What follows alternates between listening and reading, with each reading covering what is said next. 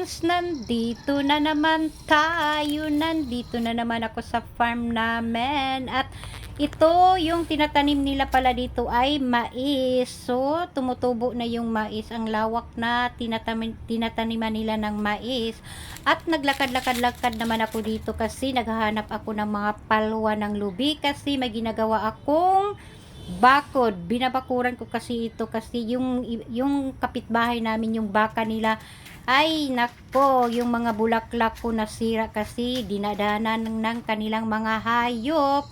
At dito nagabihan ako sa paggawa ng bakod. At yan, madilim kasi hindi siya masyadong maklaro. At yan ang aking ginagawang bakod. Tire wire lang ang ginagamit ko dyan. At yung palwa tinatayo ko dyan, pinapatayo ko lang para maging harang yan. Pero hindi ko pa tapos itong gagawa ng bakod. Yan.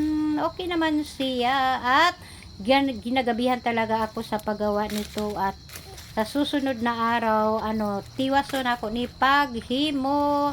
At uuwi na ako dito. Nagabihan ako at may nakita akong mga galing-galing, ewan ko kung ano tawag sa inyo dyan, basta ang tawag sa amin ito ay galing-galing. Tingnan nyo dito, makikita nyo yan, yan, ang galing-galing.